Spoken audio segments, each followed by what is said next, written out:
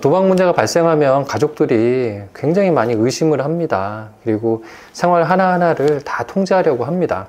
그래서 참다 이 스트레스를 해소하지 못해서 도박 문제가 재발하는 경우도 덜어 있습니다.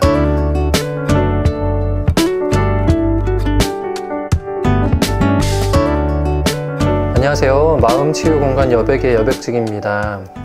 오늘은 도박 중독에서 고생하시는 분들이 어떻게 하면 가족들로부터 신뢰를 얻을 수 있는지 그 방법을 함께 찾아보려고 합니다. 도박 중독 문제 자체도 큰 스트레스고, 또 도박 문제로 인해서 발생한 돈을 해결하는 것도 큰 스트레스인데, 그건 못지않게 힘든 것이 가족들이 주는 압박감이거든요.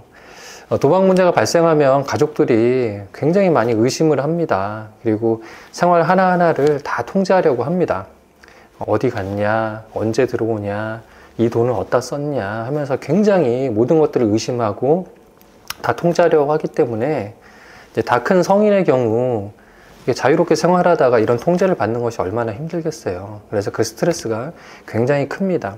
근데 이걸 가지고 가족들에게 반항을 하거나 막 싸우고 갈등을 일으키자니 또 도박 문제 때문에 발생할 일들이니까 그것을 해소할 수도 없고, 그래서 참다 이 스트레스를 해소하지 못해서 도박 문제가 재발하는 경우도 덜어 있습니다.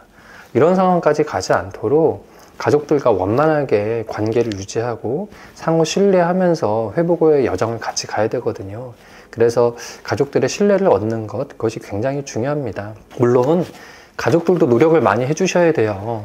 이렇게 가족들이 의심하고 통제하는 게 도박 중독에서 회복하는 데는 큰 도움이 되는 것은 아니거든요. 가족들도 대부분 알고 계십니다. 이렇게까지 내가 막 강하게 압박하고 통제하는 것이 도움이 되지 않는다는 것을요. 하지만 알아도 이게 잘 안 되는 것이 가족들의 입장이거든요. 그래서 오늘 이 시간에는 가족들은 가족들의 몫이 있을 것이고요, 회복자는 회복자로서의 몫이 있을 겁니다. 그래서 회복자가 신뢰를 회복하기 위해서 어떻게 하면 좋은지 살펴볼게요. 첫 번째는 먼저 가족들의 입장을 이해해 주시고 공감을 좀 해 주셔야 돼요. 가족들의 입장에서는 가족 구성원 중에 누군가의 도박 문제가 발생하고 그것으로 인해서 재정적인 어려움이 크게 집에 발생했잖아요. 이 사건 자체가 하나의 트라우마 같은 사건입니다. 굉장히 놀라고 굉장히 큰 충격을 받아 공포스럽고 당황스러운 경험이거든요. 한 번도 이전에 경험해보지 못한 종류의 큰 충격이기 때문에 일단 이러한 마음이 있다는 것을 이해해 주셔야 돼요. 또 두 번째 느끼는 것은 이제 배신감과 분노의 감정들이 있습니다. 어떻게 그렇게 그걸 속이고 어떻게 이렇게 가정을 위험에 빠뜨릴 수가 있지? 하면서 이제 그것이 도저히 이해가 되지 않고 납득이 되지 않아서 이제 막 분노와 배신감 때문에 굉장히 마음이 힘듭니다. 그리고 세 번째 감정은 이제 어떤 감정이냐면 이제 극도로 우울해지고 이제 불안해집니다. 이제 무기력해지는 거죠. 아, 우리 가정이 어떻게 살 수 있을까? 이것을 해결할 수 있을까? 이러한 이제 완전히 염려도 있고, 혹시 나 때문은 아닌가? 내가 문제인가? 이런 또 자책도 있고요. 더 나아가서는 엄청나게 불안합니다. 또 이런 일이 발생하면 어떡하지? 내가 감당할 수 있을까? 이런 일이 일어나서는 안 돼. 이제 극도의 불안에 쌓이니까 이제 강박적으로 행동하는 거거든요. 그래서 의심하고 통제해서 이 불안을 이제 없애려고 하는 것이 가족의 그런 마음이고 심정입니다. 그렇기 때문에 회복하시는 분께서는 가족의 이러한 마음을 좀 헤아려 주셔야 돼요. 아, 가족이 이런 입장이구나. 나에 대해서 행동하는 것이 이러이러한 어떤 심리적 배경이 있어서 나한테 이런 행동을 하는구나 라고 좀 입장을 이해해 주시고, 때로는 그것을 이제 공감하는 표현으로 돌려주셔야 됩니다. 그래서 아, 나 때문에 이렇게까지 마음이 힘들었고 이렇게까지 에너지를 쓰고 있어서 많이 힘들었겠다, 마음을 힘들게 해서 많이 미안하다, 이렇게 좀 공감해 주시는 표현들을 해주시는 것이 좋습니다. 두 번째는 이제 묻기 전에 답하기라고 저는 말씀을 드려요. 깨진 신뢰를 회복하는 데는 이제 많은 시간이 필요하거든요. 뭐 다시는 그러지 않겠다, 더는 생각하지 않는다, 이런 이제 말의 다짐은 큰 의미가 없고요. 그리고 뭐 각서를 쓴다고 해서 이런 것들이 안심이 되는 것이 아닙니다. 변화된 행동의 모습들이 차곡차곡 마일리지 적립되듯이 쌓여야 가족들의 마음에 변화가 일어나고 이제 신뢰가 회복이 되는 것입니다. 그러니까 뭐 내가 도박을 안 하고 있다, 도박 생각 한 번도 안 했다. 이런 거는 증명할 수가 없잖아요. 그렇다면 증명할 수 있는 건 변화된 일상생활의 모습을 보여주는 거예요. 그것을 매일매일.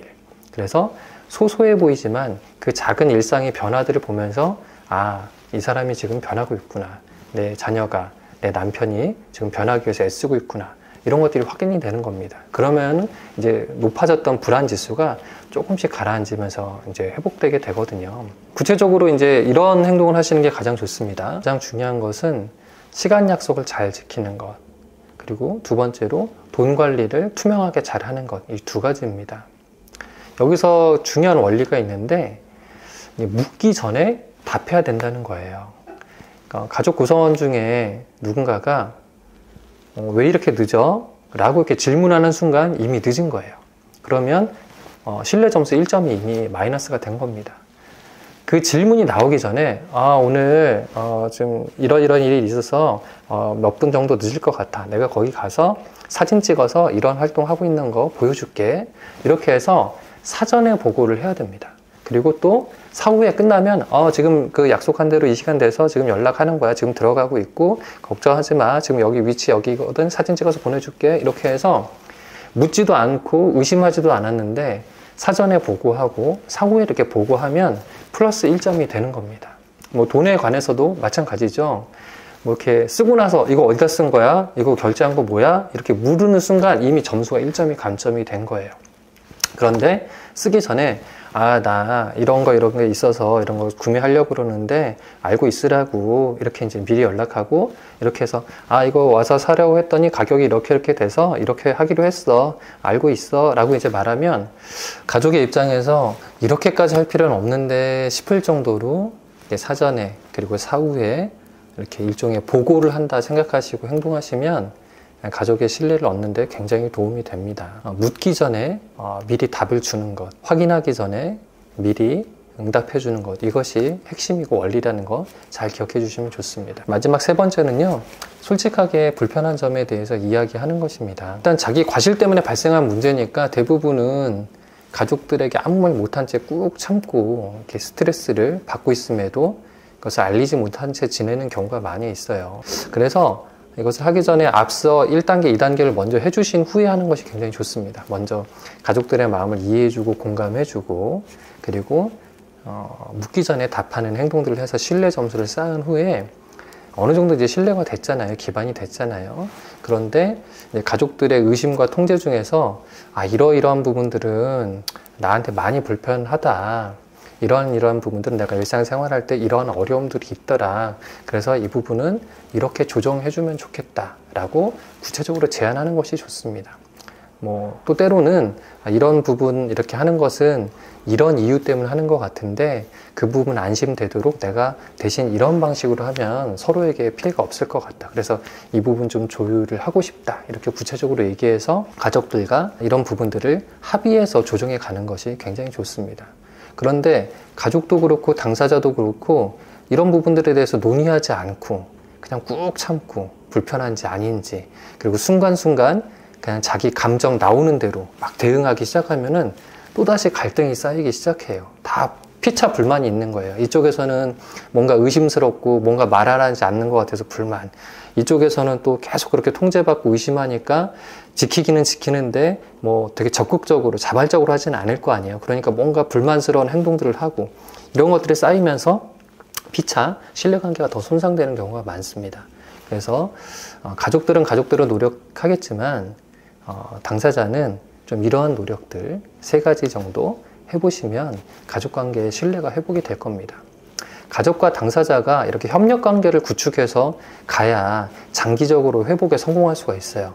그런데 이 과정 자체가 계속 갈등이 되고 피차의 스트레스가 되면은 한 걸음 한 걸음이 너무 힘겹고 이 회복의 길이 너무나 멀게만 느껴집니다.